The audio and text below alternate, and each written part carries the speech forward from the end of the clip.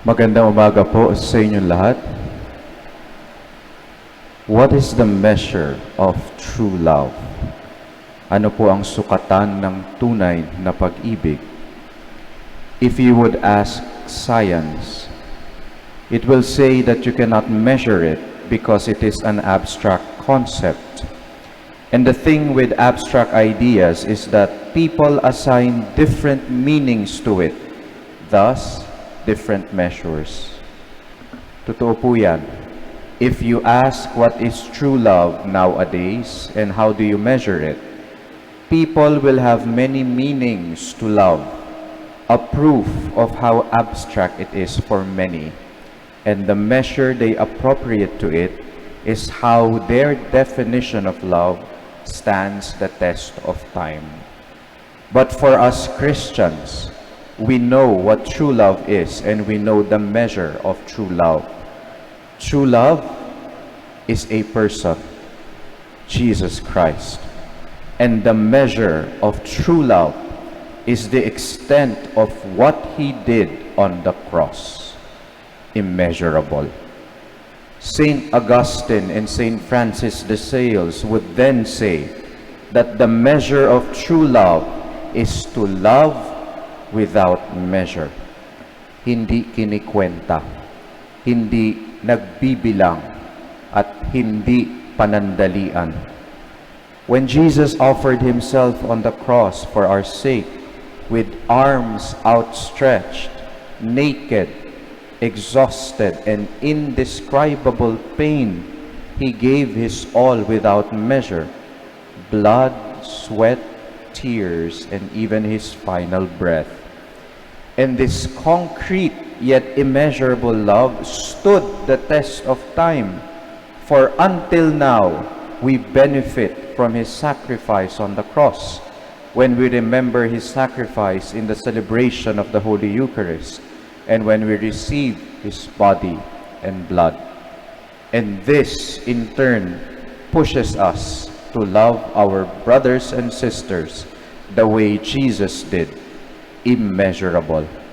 Now, this concept of love baffles those who like to measure, those who put boundaries and numbers in loving, just like the Pharisees in our gospel today.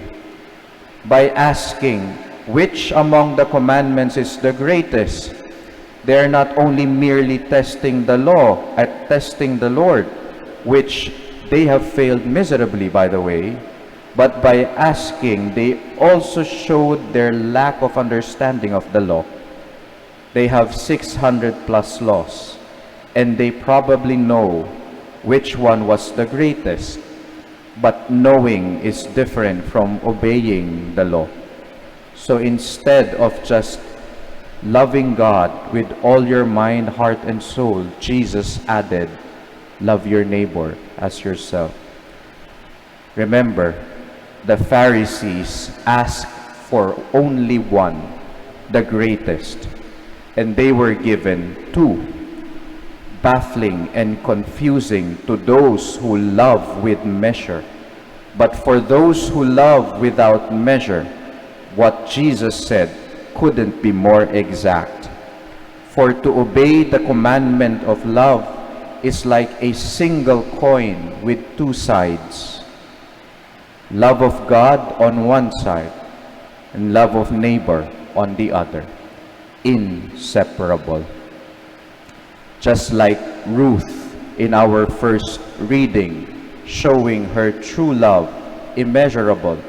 She was a widow and she was a Gentile. She was at a disadvantage if she came along with her mother-in-law, Naomi, going back to Bethlehem. She will be treated differently. Yet, she chose to love without measure. Wherever you go, I will go. Wherever you live, I will live. Your people will be my people, and your God will be my God. True love without measure, even at the cost of her status. She was at a disadvantage, yet she chose love. That's why from her line came the line of the kings and also the line of the Messiah, who is true love. My dear brothers and sisters, true love transcends our human nature to measure. And it took one man, Jesus, to show us how to. How? Through the cross. His single yet immeasurable act of love. In love of the Father by following His will, and in love of us by giving His all without measure. Amen.